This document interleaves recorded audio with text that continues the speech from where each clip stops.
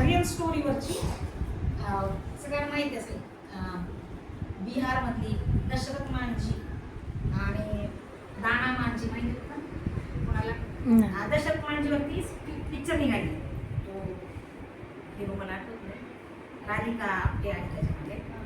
आणि real story आपलं तुम्ही जर हे सत्यमेव जयते बघितलं असाल त्याच्यामध्ये पण त्याची स्टोरी झाली होती.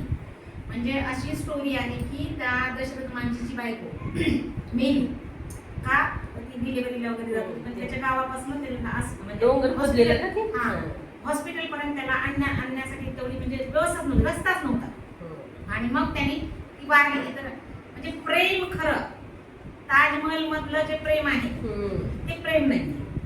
प्रेम म्हणजे कसं आहे, प्रेम म्हणजे फक्त स्वतःच्या वैयक्तिक प्रेमापासून माणूस जेव्हा पुढे जातो ते जे म्हणजे मोठा उद्देश त्याच्यामुळे येतो ते खरं प्रेम. तर त्यांनी मग ती बायको वारली तर ही वेळ आपल्या गावातल्या कुणावर येऊ नये म्हणून एकट्याने ती छन्नी हातोडा घेतला आणि तरी खूप तो डोंगर कोरला आणि तिथून रस्ता तयार केला. अशी एक कहाणी. आणि तिथलाच बिहार मधलाच एक दाना मांझी, त्याची बायको त्यांना दवाखान्यात घेऊन गेला. दवाखान्यात म्हणजे जिल्ह्याच्या दवाखान्यात नेला आणि ती दवाखान्यात नेल्यानंतर तिथं मेली. पण किती म्हटलं त्याला गावाकडे जायला त्याला हेच तर माहित नव्हते की म्हणजे आपल्याला इथून घेऊन जाण्यासाठी बायकोला एखादी ही मिळते, व्हॅन मिळते असं. हॉस्पिटल मधून आपल्याला ती मिळते वगैरे ते सुद्धा त्याला माहिती नसतं. आणि तो तिला आपल्या खांद्यावरती मृतदेह तो खांद्यावर घेऊन तो गावाकडे आणतो. का तर घरातून आईच्या माहेरातून तिची डोली निघाली तर आपल्या सासरी अर्थी निघाली पाहिजे त्याची काही म्हणजे. आणि तरी तेवढी घेऊन जाताना कुणीही त्याची दखल घेतली नाही. अशा दोन मांझीची ही गोष्ट. आणि कवी आहेत अशोक चक्रधर जे की हिंदीमध्ये खूप म्हणजे उत्कृष्ट कवीमध्ये गणले जातात. आणि मग मला रियालिटीवरती ही सांगावी तुम्हाला. तसे गुलजारांची पण आहे पण म्हणजे गुलजार तर काय म्हणजे लव त्यांच्यावर म्हणजे जीव वाढा पाहिजे. पण अशोक चक्रधरांची पण मला असं वाटलं की म्हणजे एखाद्या घटनेतून माणूस किती मोठं कार्य करतो आणि मग त्याच्यानंतर त्यांनी खूप मोठा रस्ता तयार केला त्या चन्याकडे. त्यांनी कुणालाही चला माझ्यासोबत असं म्हटलं नाही. आणि शेवटी मग लाजून काजून नंतर राहिलेल्या भाग लोकांनी आणि शासनाने तो रस्ता तयार केला. म्हणजे ही जे प्रेम आहे एका बायकोचं एका नवऱ्याचं प्रेम आणि त्याच्यासाठी आपली मेली तर मेली बायको. याच्यानंतर माझ्या गावातली कुठलीही महिला मग कुणीही दवाखान्याला जाण्यासाठी रस्ता मिळाला नाही म्हणून करायला नको. ह्या भावनेनी खऱ्या घडलेल्या घटना आणि त्याच्यावरती अशोक चक्रधरांनी केलेली ही कविता दशरथ मांझी और दाना मांझी. दशरथ मांझी के लिए बीमार पत्नी और अस्पताल के बीच में पहाड़ खड़ा था. दशरथ मांझी के लिए बीमार पत्नी और अस्पताल के बीच में पहाड़ खड़ा था. पत्नीव्रती दशरथ मांझी, पतिव्रता पण नहीं है, पत्नीव्रती दशरथ मांझी जुझारू पड़ा था. एक छेनी एक हथौड़े से 22 साल तक, एक दो दिवस नहीं 22 साल तक पहाड़ काटता रहा. रास्ता बनाने के लिए खाई खंदक पाटता रहा. उसने न किसी से कोई आस लगाई, न किसी के आगे गिड़गिड़ाया. खुद हिम्मत जुटाई और खुद अपना रास्ता बनाया. अतुलित बल कहाँ से मिला उस एकल प्रयत्न को. अतुलित बल कहाँ से मिला उस एकल प्रयत्न को. श्रेय जाता है उसे प्रेम करने वाली पत्नी को. श्रेय जाता है उसे प्रेम करने वाली पत्नी को. निर्धन क्षेत्र में धुन के धनी ने 40 किलोमीटर लंबा रास्ता निकाला. 15 किलोमीटर जो बचा वो आत्मग्लानि में शासन और समाज ने सहयोग करके काट डाला. 15 किलोमीटर जो बचा वो आत्मग्लानि में शासन और समाज ने सहयोग करके काट डाला. गरीबी का वह स्वर्ग है कालाहंडी, जैसे गावाचं नाव. गरीबी का स्वर्ग है कालाहंडी, वहीं का है एक दूसरा मांझी, दाना मांझी. मृत पत्नी को अस्पताल से 60 किलोमीटर दूर ले जाने के लिए वाहन की तलाश थी. लेकिन वहां तो अस्पताल, शासन और प्रशासन की संवेदनाओं की लाश थी. लेकिन वहां तो अस्पताल, शासन और प्रशासन की संवेदनाओं की लाश थी. उसने न किसी से कोई आस लगाई, न किसी के आगे गिड़गिड़ाया. उसने खुद हिम्मत जुटाई और खुद अपना रास्ता बनाया.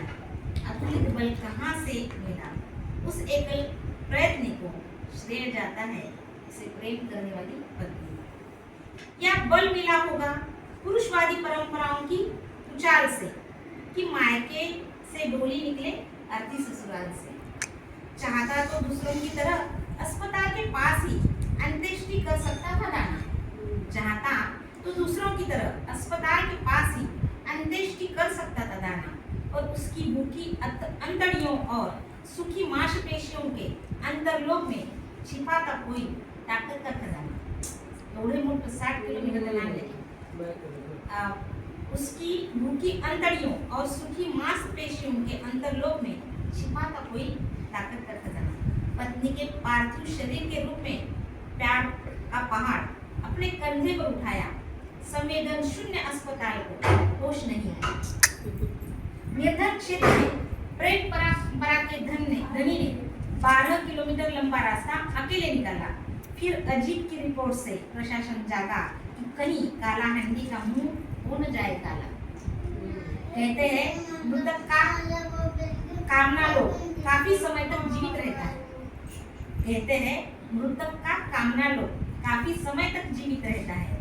अंतिम इच्छाओं का सैलाब देर तक बहता है। मृतका अमांग की कोई पुकारती हुई माँ दाना के अंदर करहा रही होगी। दाना मांझी से क्या चाह रही होगी? दोस्तों, मांझी शब्द मेरे पास पहली बार एसपी बर्मन के स्वर में आया था। अमांग की मांग पर मैंने अपने अंदाज गुंजाया था। सुनिए। ओरे मांझी, ओरे मांझी, ओ दाना मांझी, मेरे साजन है बरता, तुझ पर भार हो इस बार, ओ मेरे मांझी तू मत हार, ले चल द्वार घर के द्वार, मेरे साजन है भरता। मन में थक जाए तो मुझको कहीं लिटा देना, मन में थक जाए तो मुझको कहीं लिटा देना। मैं जा रही हूँ सुहागन, सिंदूर मत मिटा देना। फिर लेके चल वहाँ तक हम तुम मिले जहाँ पहली बार। फिर लेके चले चल वहाँ तक हम तुम मिले जहाँ पहली बार। मेरे साजन है भरतार, तुझ पर भार हूँ इस बार, ओ मेरे मांझी तू मत हार, ले चल द्वार घर के द्वार, मेरे साजन है भरतार। अब उड़ न पाऊं फिर से, अब उड़ न पाऊं फिर से, इस मौत ने तो बांधे पर। आई थी पालकी में, अब जा रही हूँ कांधे पर। कांधा है एक काफी, मैं तो न चाहूँ कांधे चार। कांधा है एक काफी, मैं तो न चाहूँ कांधे चार। मेरे साजन हे भरतार, तुझ पर भार हूँ इस बार, ओ मेरे मांझी तू मत हार, ले चल द्वार घर के द्वार, मेरे साजन हे भरतार। कांधे रखी है माटी, माटी से हाथ धो लेना, इंसान पर न रोना, इंसानियत पे रो लेना।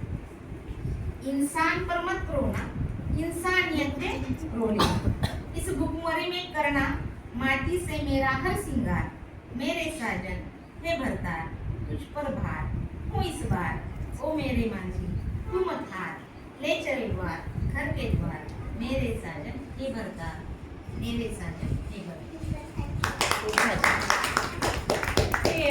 पहा